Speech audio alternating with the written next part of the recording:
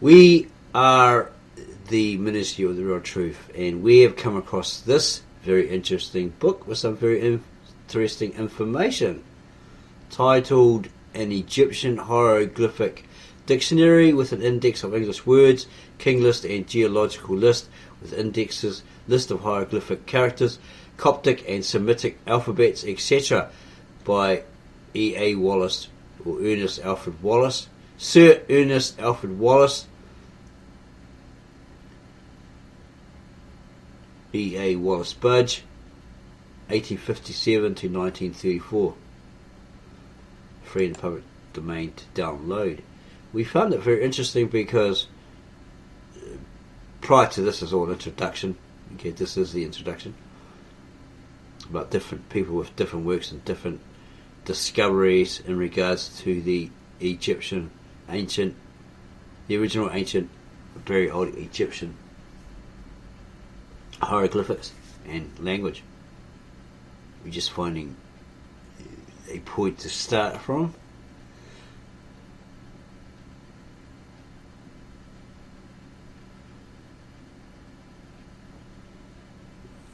Following the meaning of the word, and at the end of the entry is often given the equivalent of an Egyptian word in the later stage of the language, i.e. Coptic. In selecting these Coptic equivalents, the author had not copied them straight out of a Coptic dictionary, but had satisfied himself that they bear the meaning which the Egyptian words had in passages in the Coptic versions of the Bible and in Coptic patristic literature generally. Had the great corpus or body of Coptic words upon which Mr. W. E. Crum had been at work on for so many years been available, the number of Coptic equivalents quoted in this dictionary would probably have been quadrupled. The Hebrew, Syriac, Arabic and other Semitic words quoted in the entry stand in a different relationship to the Egyptian, for they merely represent borrowings of words, usually by the Egyptians, from the Semites, whilst the true Coptic words are native Egyptian. All of this may be of interest to Sardinia TV and the Kemet followers, Reggie, Shaka Amos, etc., who may have read this book by E.A. or Wallis Budge himself. So you may know about it. The Hebrew, Syriac, Arabic and other Semitic words quoted in the entry stand in a different relationship to the Egyptian, for they merely represent borrowings of words, usually by the Egyptians, from the Semites, whilst the true Coptic words are native Egyptian. They seem to the author to stand in quite a different category from the pronouns which were borrowed at a very early period by the Egyptians from the people whom, for want of a better name, we may call Proto-Semites.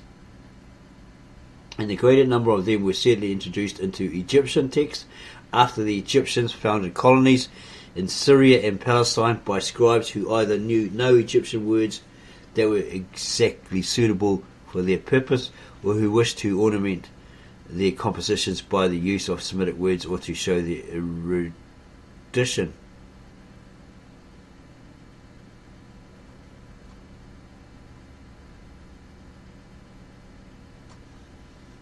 In the transliterations of the Egyptian words in this dictionary, the author followed the order of the letters of the Egyptian words, but he couldn't think that those transliterations always represented the true pronunciation of the words.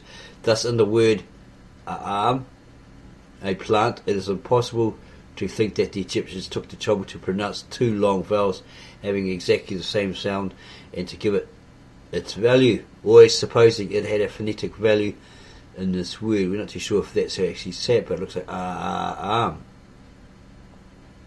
The analogies in Coptic suggest that we should read the word simply arm. Nevertheless, the scribe wrote, and shows it here in the hieroglyphs. Again, in the word nenui, looks like that's a T on the end, nenuit, or nuit. The primeval watery mass we have, etc., etc., that any Egyptian ever took the trouble to pronounce all of them in this word is inconceivable. It is possible that the scribe wished the reader to understand that one, whatever that indication there is, had to be pronounced like the Spanish N or the Amharic, and wrote N 4 times to make certain that he did so. In many transliterations of Egyptian words, the author had added the letter E, not because he thought it represented the vowel which the Egyptians used in these places, but merely to make the words pronounceable and therefore easy to remember. And he goes on about the word and the Coptic equivalent. In transliterating this wavy hieroglyph here, the author had written N or Ne, and there is good authority for doing so, naming the most ancient Coptic papyrus codex of the Book of Deuteronomy and the Acts of the Apostles. And there's a note down here, British Museum manuscript, Oriental number 7594. It was written not later than the middle of the 4th century of our era, and he suggests here's Coptic biblical text in the dialect of Upper Egypt, London, 1912. 8 volumes, by the looks of it.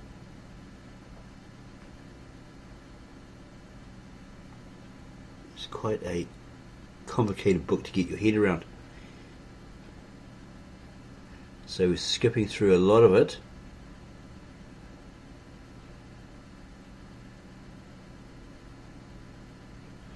To a certain page where it speaks about the Aramaic, a person called Dr. Ehrman, no relation to Bart Ehrman, it's about completely different.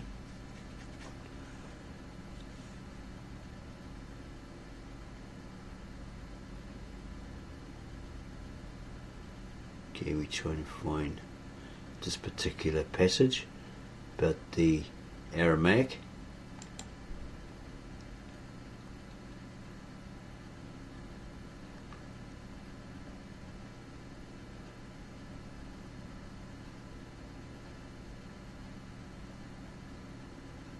What is this? When the Egyptians merged the sound of whatever that is, etc., etc., that of this hook here is not known, but the merging must have happened long before the Christian era began, for the Coptics represent both signs by C, and the Egyptian transcriptions of Canaanite geographical names prove that both these signs here represent this in the Hebrew. Looks like it, and so forth.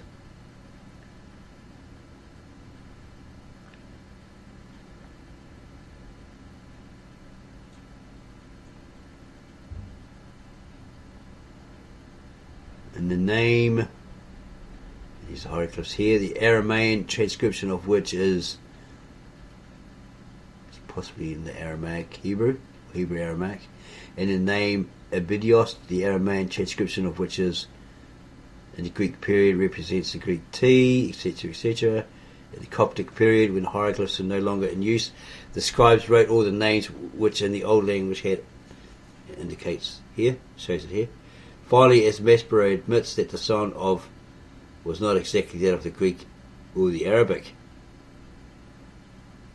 and so forth.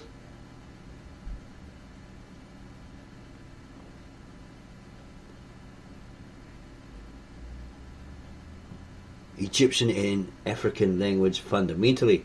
During the years which Budge spent in collecting the materials for this dictionary, he looked eagerly in the text for any evidence that would throw light on the relationship of the ancient Egyptian language to the Semitic languages and to the languages of northeastern Africa.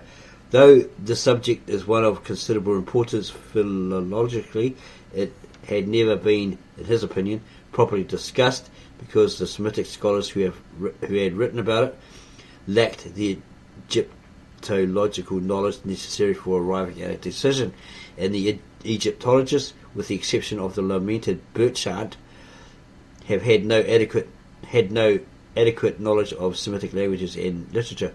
Benfey came to the conclusion that the ancient Egyptian language had close affinity with the Semitic family of languages, but then he also said that the Semites belonged to a great group of peoples which not only included the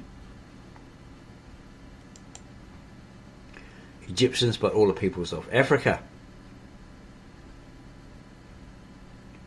which is obviously absurd. Although his excursions into Coptic had disastrous results so far as his reputation was concerned, his view that there was a close affinity between the Egyptian and Semitic languages found acceptance with many scholars, among them being E. de Rouge, Ebers and Brugsch, all of who were Egyptologists. Budge's view was that the greater portion of the words in the ancient Egyptian language are an old form of the Coptic. Others, no longer found in that tongue, appear to be of Semitic origin and have been gradually introduced into the language from the Aramaic and other sources. So the Aramaic actually did exist, the language of Aram, because this is a Greek Latin borrowed word, ik, on the end. It's an end suffix, which means that it belongs.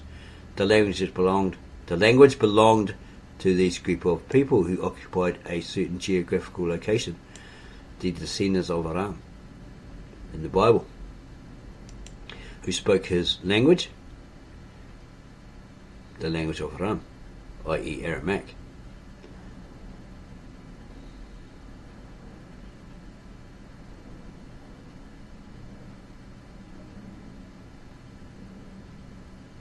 A few words are Indo-Germanic.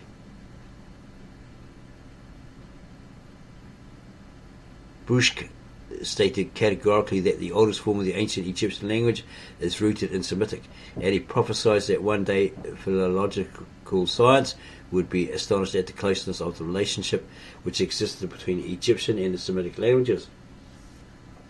He was convinced that they had a mother in common, and that their original home was to be sought for on the banks of the Tigris and Euphrates.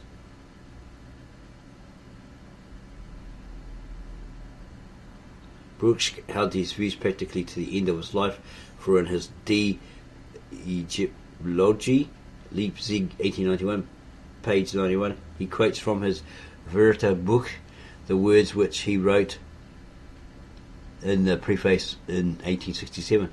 Stern, the eminent Coptic scholar, also declared that the Egyptian had an affinity with the Semitic languages, which shows itself in the pronominal formations and in the roots which are common to all, but though that it separated itself from its Asiatic sisters at a very early period and developed along lines of its own. These views, which the older Egyptologists expressed in general terms, were crystallized by Ehrman in a paper which he contributed to the Zeitschrift der Deutschen Morgenländischen Gesellschaft in 1892.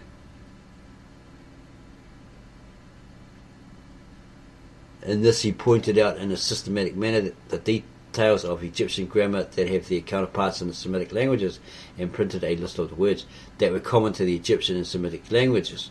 Most of these words had been remarked upon by Brugsch in his Wörterbuch, but Ehrman's list heightens their cumulative effect, and at the first sight of it many investigators would be inclined to say without any hesitation, Egyptian is a Semitic language. A very able comparative philologist of the Semitic languages, Karl Brockelmann, impressed by the remarks of Brugsch quoted above and by this list, says that the Egyptian must certainly be included among the Semitic languages, and that the more the oldest form of it, such as that made known by the pyramid text, is investigated, the more convincingly apparent becomes its similarity to the Semitic languages. Like Brugsch, he thinks that it separated itself from its sister tongues thousands of years ago and went its own way. According to him, the Egyptian language developed more quickly than the languages of the other Semites, which was due partly to the mixing of the people caused by the invasion of the Nile Valley by Semites, and the rapidity with which the Egyptian civilization reached its zenith, much in the same way as English has gone far away from the other Germanic languages. Wright thought that the connection between the Semitic and the Egyptian languages was closer than that which can be said to exist between the Semitic and the Indo-European, but he called attention to the fact that the majority of Egyptian roots are monosyllabic in form, and that they do not exhibit Semitic multilaterality. He was prepared to admit that not a few structural affinities might perhaps be thought sufficient to justify those linguists who hold that Egyptian is a relic of the earliest age of Semitism, i.e. of Semitic speech, as it was before it passed into the peculiar form in which we may be said to know it historically. And that's from the Lectures on the Comparative Grammar of the Semitic Languages, Cambridge 1890, paragraph 33 and 34. Now, no one who has worked at Egyptian can possibly doubt that there are many Semitic words in the language, or that many of the pronouns, some of the numbers, and some of its grammatical forms resemble those found in the Semitic languages. But even admitting all the similarities that Ehrman has claimed, it is still impossible to the author, Budge, to believe that Egyptian is a Semitic language fundamentally. There is, it is true, much in the pyramid text that recalls points and details of Semitic grammar, but after deducting all the triliteral roots, there still remains a very large number of words that are not Semitic and were never invented by a Semitic people. These words are monosyllabic and were invented by one of the oldest African, or Hamitic, if that word be preferred, peoples in the valley of the Nile, of whose written language we have any remains. There are words used to express fundamental relationships and feelings and beliefs which are peculiarly African and are foreign in every particular to Semitic peoples. The primitive home of the people who invented these words lay far to the south of Egypt, and all that we know of the pre-dynastic Egyptians suggests that it was in the neighbourhood of the Great Lakes, probably to the east of them. The whole length of the valley of the Nile lay then, as now, open to, or at that stage, open to peoples who dwelt to the west and east of it, and there must always have been a mingling of immigrants with its aboriginal inhabitants. Not talking about the Australian Aboriginal, but the indigenous, the wanderers, the nomads. These last borrowed many words from the newcomers, especially from the Proto-Semitic peoples from the country now called Arabia.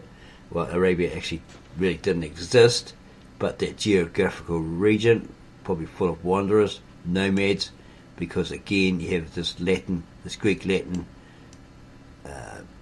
loaned word, this N suffix, okay, indicating that this is a geographical location frequented or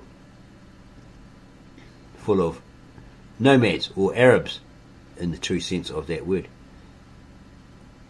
Wanderers, nomads, tent dwellers, etc. And from the dwellers in the lands between the Nile and the Red Sea and Indian Ocean. But they continued to use their native words to express their own primitive ideas, especially in respect of religious beliefs and ceremonies. And then it gives a whole list of words.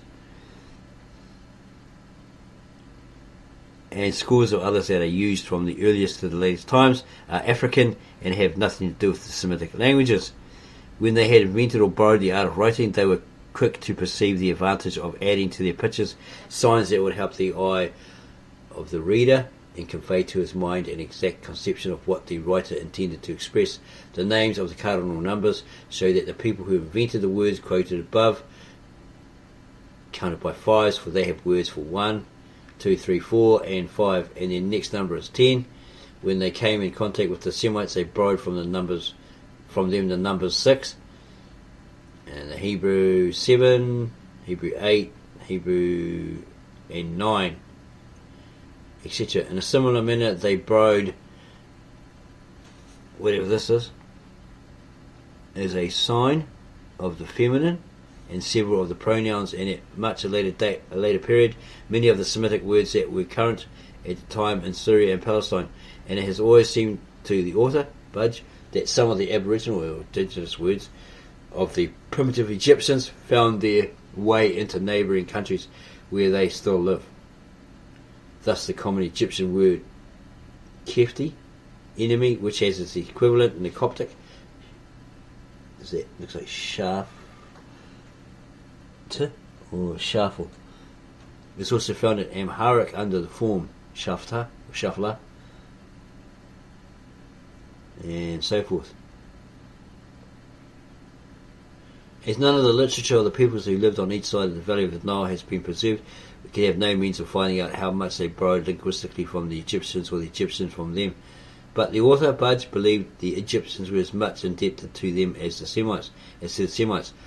He did not for one moment suggest that such literature as the modern inhabitants of the valley of the Nile and the neighbouring countries possessed, whether it be those on the east or those on the west of the Nile, can be utilised or could be utilised for explaining ancient Egyptian texts, but the comparatively small amount of attention which he, Budge, had been able to devote to the grammars and vocabularies of some of the languages spoken in eastern Sudan had him convinced that they contained much that is useful for the study of the language of the hieroglyphs.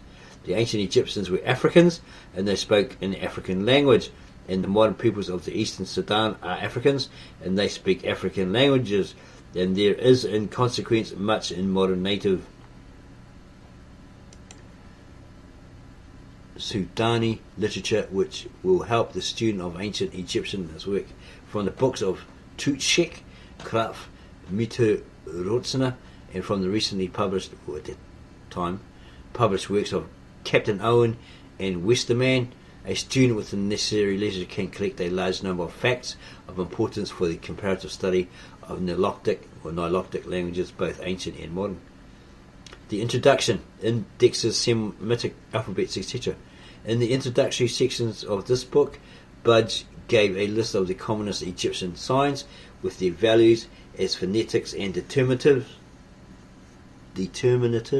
arranged practically according to the list of Egyptian hieroglyphic signs published by the eminent printing firms of Theinhardt in Berlin, Hausen in Vienna, and Harrison and Sons in London. Certainly none of those lists is absolutely correct, since the classification of several of the signs is the result of guesswork, for the simple reason that Egyptologists do not know what objects certain signs are intended to represent. The only native Egyptian list of hieroglyphs known was published by Griffith. 2 hieroglyphic papyri from Tanis, London 1890, for Toe, but this does not help us much in the identification of the hieroglyphs. The first printed list of hieroglyphs was published by Champollion in his Grammaire Egyptienne, Paris 1836, and contains 260 hieroglyphs. In 1848, Birch published a fuller list with detailed descriptions. See above, page 33. In the first volume of the German and English editions of Bunsen's Egyptienne Stella. This he revised in a large and republished in 1867 in the second edition of the first volume of the English edition, paragraph 509 to 505 to 559. It contained 890 hieroglyphs, and 201 determinatives were grouped separately. In 1851, E.D. Rouge issued a list of hieroglyphs in his Catalogue des Signes, etc., etc., Paris 1851, and he reprinted it with explanations and descriptions in the first part of his Custométhée Egyptienne, Paris 1867. This contained about 340 hieroglyphs and so forth.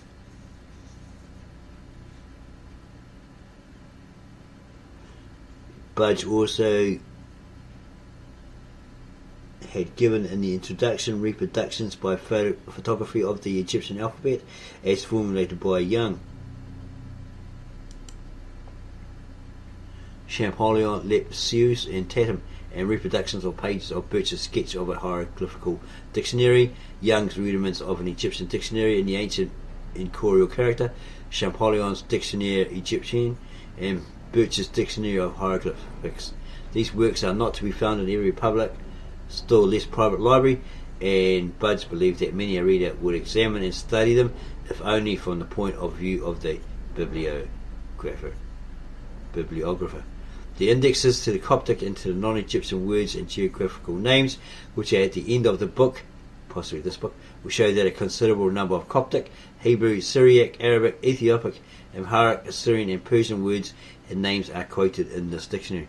The beginner who wishes to examine these words will need to learn the alphabets of the principal Semitic languages, and as Budge knew of no Egyptological work in which they are to be found, he included them in this introduction, and they follow the list of Egyptian hieroglyphs.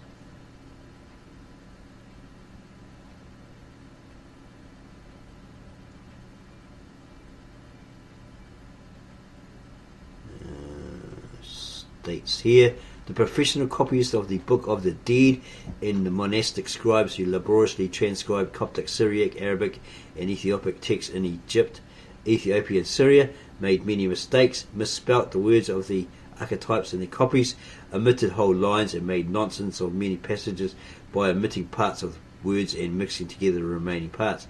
It seemed to Budge obvious from these facts that everyone who undertakes a long and very tedious work like the making of an Egyptian dictionary must be guilty of the perpetration of mistakes, blunders and errors in his copying, however careful he may be.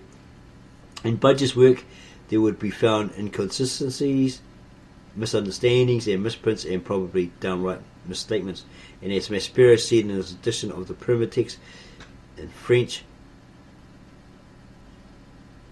whatever that means, notwithstanding such defects, Budge hoped and believed that this dictionary would be useful to the beginner and would save him time and trouble and give him help. And his hope and belief, if his hope and belief would be realised, the purpose of his friend who made the printing of the book possible would be effected, and his own time and labour would not have been wasted. Many years must pass before the perfect Egyptian hieroglyphic dictionary can or will be written, and meanwhile the present work may serve as a stopgap. It's probably talking about his works, this book. And he gives a lot of thanks to everybody that helped him out.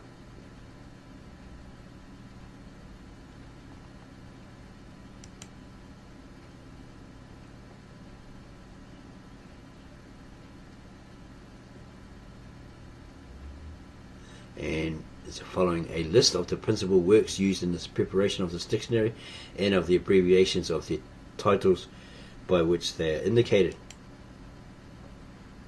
And here's the list of the principal works used in the preparation of this dictionary and of the abbreviations of the titles by which they are indicated.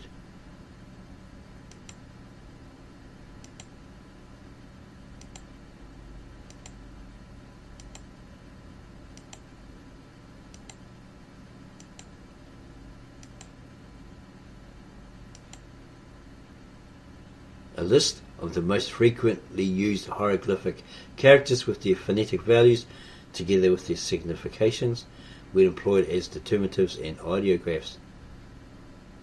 Men standing, sitting, kneeling, bowing, lying down.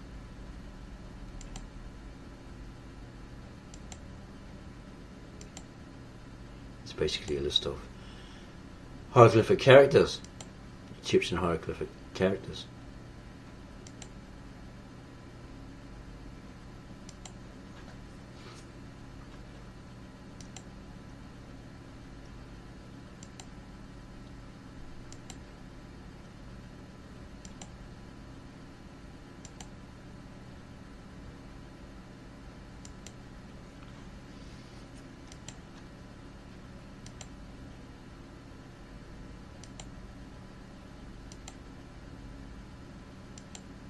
And it continues for quite a way through this particular dictionary.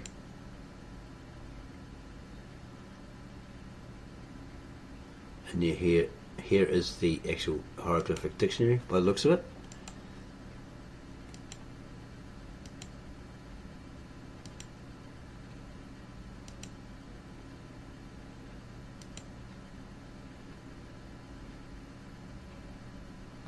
Okay, here is the Persian cuneiform alphabet, sign for division between words.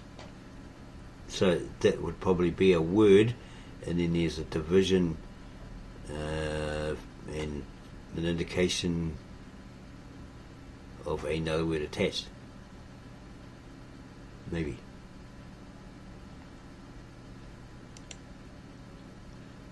the Ethiopic syllabary, the Amharic syllables, Syriac alphabet, the Arabic alphabet,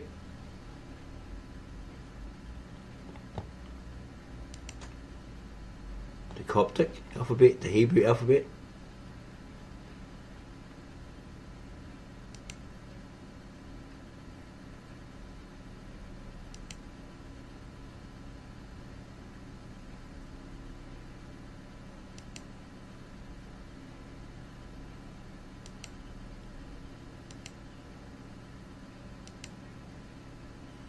and it continues for quite a while through this dictionary, this book.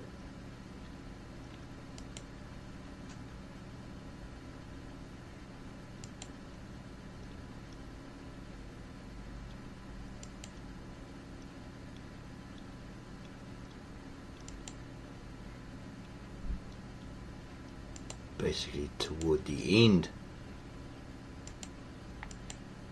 It says here 758 of 760. We move it forward and it says 760 of 760, but those pages aren't there. So it's like as stated in the comments below, where this book is located in the public domain, public access, on a certain website, that this is volume 1. So we may do part 2 and look at volume 2. If you liked this video, you're a Kemet or ancient Egypt enthusiast, probably an adherent follower, etc, etc, you may enjoy this video, you may enjoy this book. We can put the link to it so you can study it more underneath this video. Again, if you really enjoyed this and you find it very, very helpful, then go and get the book if you can download it from that website and read it at your leisure. Here's the contents page.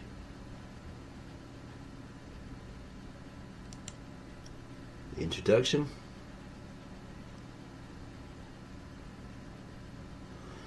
Where Wallis Budge states, it may be taken for granted that from the time when Blood, Young and Champollion Lejeune laid the foundation of the science of Egyptology in the first quarter of the 19th century, down to the present day, every serious student of Egyptian texts, whether hieroglyphic, hieratic or demotic, has found it necessary to compile in one form or another his own Egyptian dictionary. In these days, when we have at our disposal the knowledge which has been acquired during the last 100 years by the unceasing toil of the above-mentioned pioneers and their immediate followers, Birch, Lepsius, Brooks, Chawas, Goodwin, Elia Rouge and others, we are apt to underrate the difficulties which they met and overcame, as well as to forget how great is the debt which we owe to them. Wallis Budge therefore proposed, before passing on to describe the circumstances under which the present Egyptian Hieroglyphic Dictionary had been produced, to recall briefly the labours of the famous men who had preceded him in the field of Egyptian lexicography, and who were honoured in their generations and were the glory of their times. The Abbé J.J. Barthélemy, 1716 to 1795, as far back as 1761, showed satisfactorily that the ovals in Egyptian inscriptions, which we call cartouches, contain royal names. Zoga, 1756 to 1809, accepted this view and, developing it, stated that the hieroglyphs in them were alphabetic letters. Had Akubblad 1760 to 1819 and Esterhazy 1758 to 1838 accepted these facts and worked to develop them, the progress of Egyptological science would have been materially hastened. They failed, however, to pay much attention to the hieroglyphic inscriptions, of which copies were available, and devoted all their time and labour to the elucidation of the incorporeal or demotic text on the Rosetta Stone, the discovery of which had roused such profound interest among the learned men of the day. Their labours in connection with this text were crowned with considerable success. To Ackeblad belongs the credit of being the first European to formulate a Demotic alphabet and to give the values of its characters in Coptic letters, but neither he nor S.D. Sacy seem to have suspected the existence of a hieroglyphic alphabet. Both these eminent scholars produced lists or small vocabularies of Demotic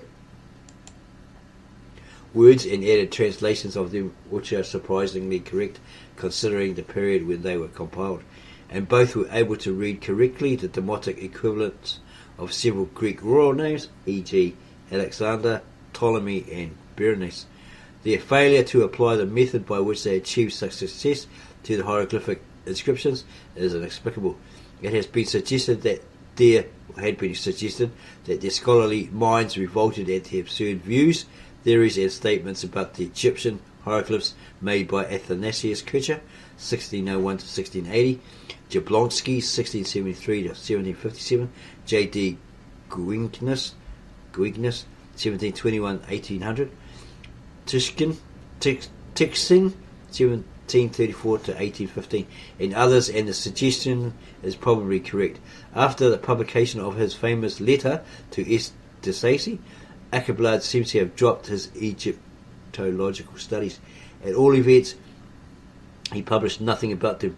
De Sacy, though he did not consider that he had wasted the time that he had spent on the Demotic text on the Rosetta Stone, refrained from further research in Egyptology, and nothing of importance was effected in the decipherment of the Egyptian hieroglyphs until Dr. Thomas Young, June 13, 1773 to May 10, 1830, turned his attention to them.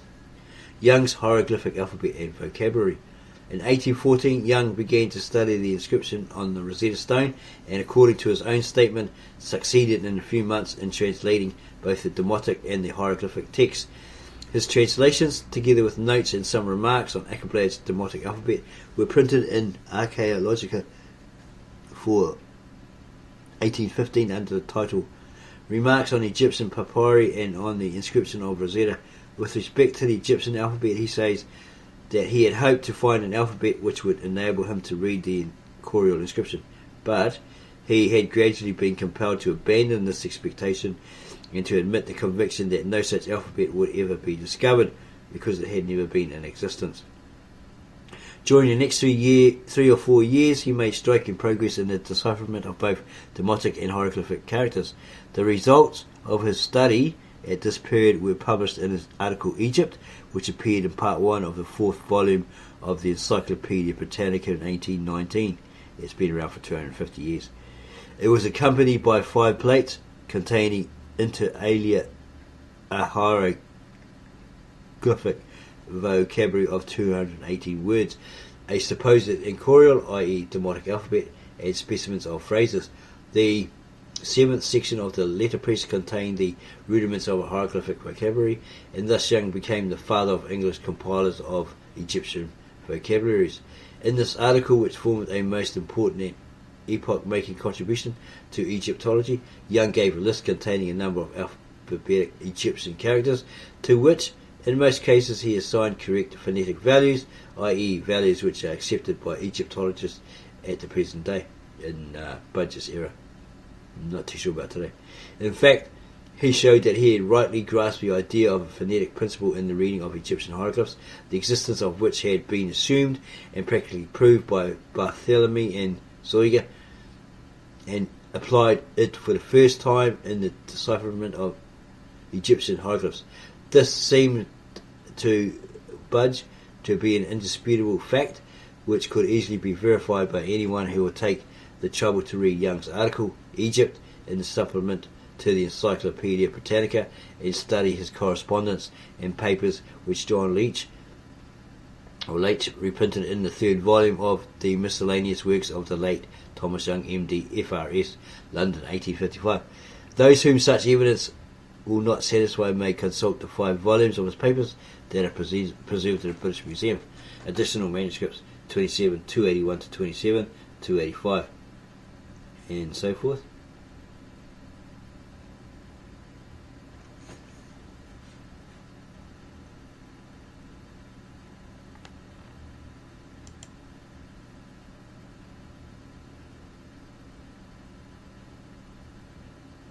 it's more about Dr. Young.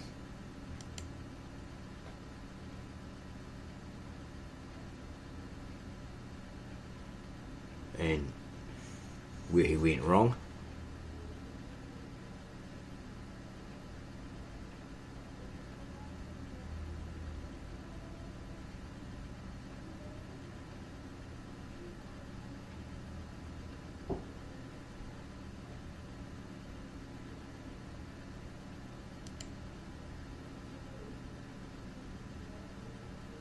The progress of Egyptology suffered a severe setback by the death of Young on May 10, 1830, and by the death of Champollion on March 4, 1832, and there was no scholar sufficiently advanced in the science to continue their work.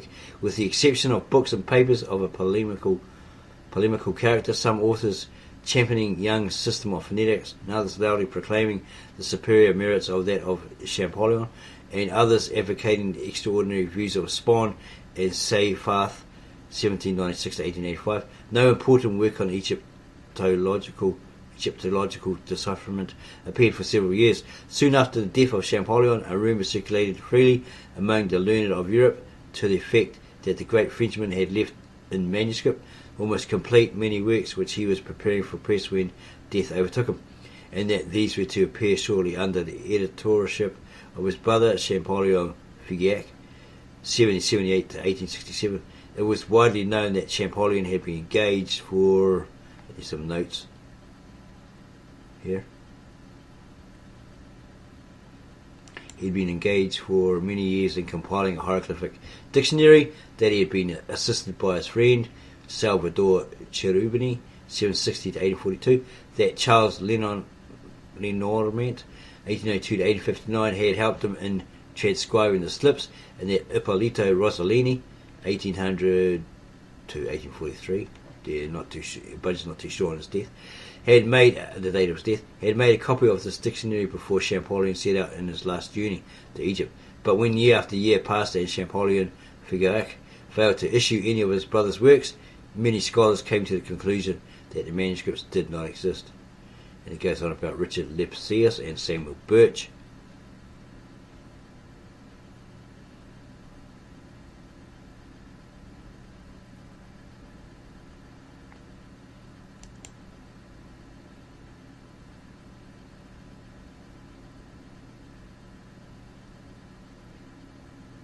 In the Egyptian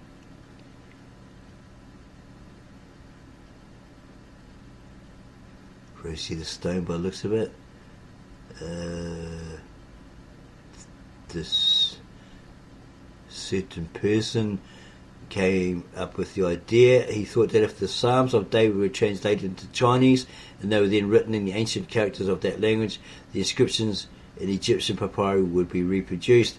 Now, whatever may have been the opinions held by Young and Champollion about that relationship of the Chinese language to the ancient Egyptian language, or the similarity of the principles on which Chinese and Egyptian writing had been developed, these scholars could neither affirm nor deny effectively the statements of de Guignes and de Palin, for both of them were ignorant of the Chinese language. With Birch the case was very different, for he studied Chinese under a competent master, was still at the merchant tailor school, with the direct object of obtaining an appointment in the consular service in China. The friend of the family who had promised to obtain this appointment for him died unexpectedly in 1831, with the result that Birch remained in England. He continued his Chinese studies and began to read the works of Young and Champollion, thinking that his knowledge of Chinese would enable him to read the Egyptian texts easily. In 1834 he became an assistant in the Public Record Office and worked in the Tower until January 1836, when he entered the service of the trustees of the British Museum. There he was able to make use of his knowledge of Chinese and Egyptian, and his first official task was to arrange and describe the Chinese coins. Some of the description which he wrote at the time are still in the coin trays of the Department of Coins and Medals, and by the courtesy of Budge's colleague, the keeper of the department, Mr. Gill F. Hill, he had been able to examine them. Okay, when this Birch's work was completed, he was directed to describe the collection of Egyptian monuments and papyri for the official guide to the British Museum, and his account of them was published in the Synopsis for 1838. Long before he entered the museum, he conceived the idea of compiling a hieroglyphic dictionary, and began to write down each on a separate slip of paper the hieroglyphic words which he found in the text, published by James Burton, Gardner Wilkinson, Champollion, Rossellini and Salvolini. Birch's sketch of a hieroglyphical dictionary. This work of a word collecting had been somewhat interrupted by his duties in the Public Record Office in 1834-5, and there's more on that.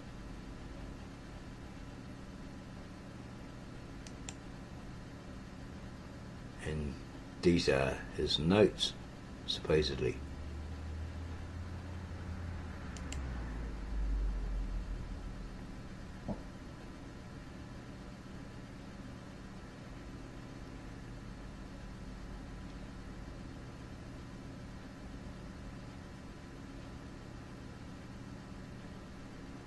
Sad to relate, Birch's sketch did not meet with sufficient encouragement to induce the publisher to continue the publication of the hieroglyphical dictionary, and no more parts appeared. So he ran into some problems there.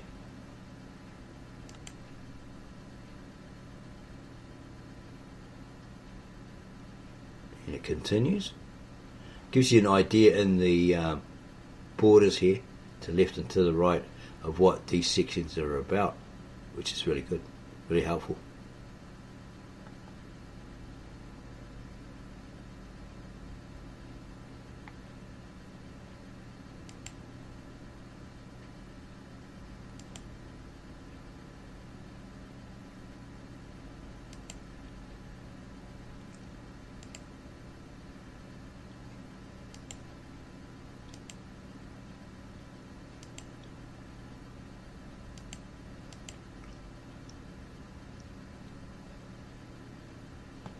Here, Birch begins to write his dictionary of hieroglyphics, and he had typographical difficulties.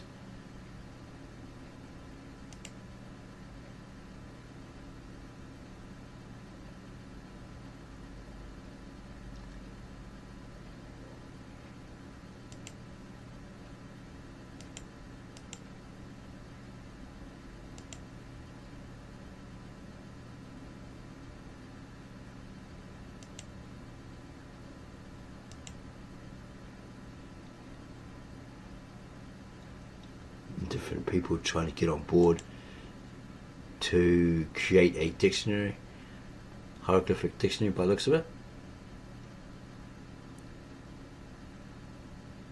And the qualifications necessary for writing an Egyptian dictionary.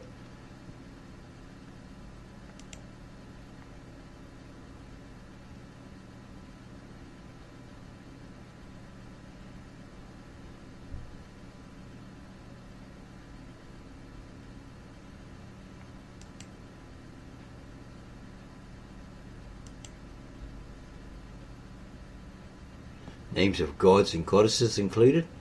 Names of kings included. It must be Budge's work.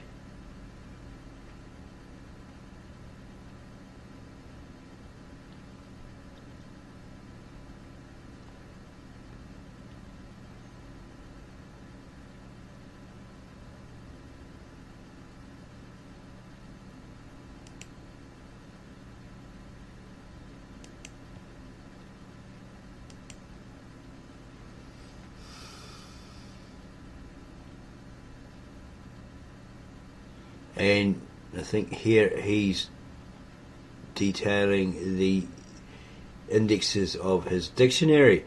The first index contains a complete alphabetical list of all the English words with references which are used to translate the Egyptian words, and it forms a kind of English Egyptian dictionary. Budge had found the French index in Pierre's Vocabulary Hieroglyphique very useful in reading Egyptian texts, and he hoped that his would be much larger and fuller, which was much larger and fuller, and contained over 60,000 references, would be acceptable to the beginner. The second index ought to assist in the identification of royal names when they occur in mutilated text.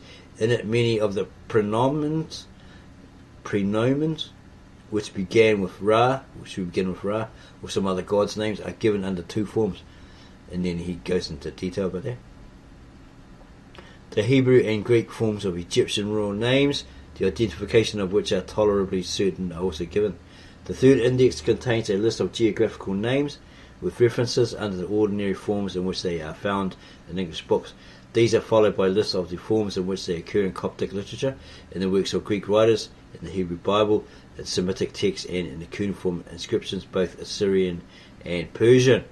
The fourth index contains a list of all the Coptic words with references that occur in the dictionary, and the fifth index consists of lists of all the non-Egyptian words, i.e. Hebrew, Syriac, Arabic, Ethiopic, Amharic, and Greek, that are quoted or referred to in it. The system on which the words are arranged in the dictionary is alphabetical, like that followed by Burton's Dictionary Hieroglyphics and Dictionary of Hieroglyphics, and by Brugsch's in his Wörterbuch, and by the makers of vocabularies to editions of special texts, for example by Stern and Ehrman in Germany, Lieblein in Norway, Peel in Sweden, Schiaparelli in Italy, Maspero in France, by Griffith and Thomson in the Demotic glossaries, and by Budge himself in England.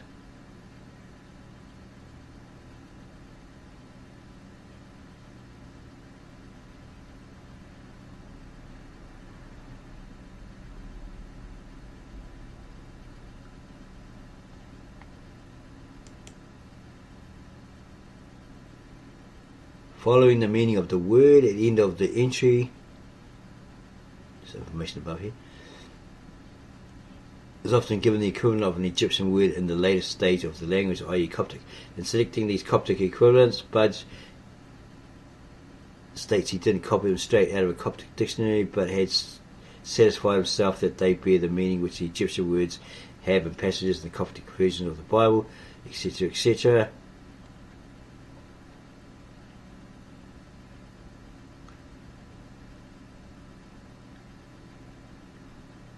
And he goes on to say, they seem to him, true Coptic words are native Egyptian. They seem to him to stand in quite a different category from the pronouns which were borrowed at a very early period by the Egyptians from the people whom, for want of a better name, we may call Proto-Semites. And the greater number of them were certainly introduced into Egyptian texts after the Egyptians founded colonies in Syria and Palestine by scribes who either knew no Egyptian words that were exactly suitable for their purpose, or who wished to ornament their compositions by the use of Semitic words, or to show their erudition.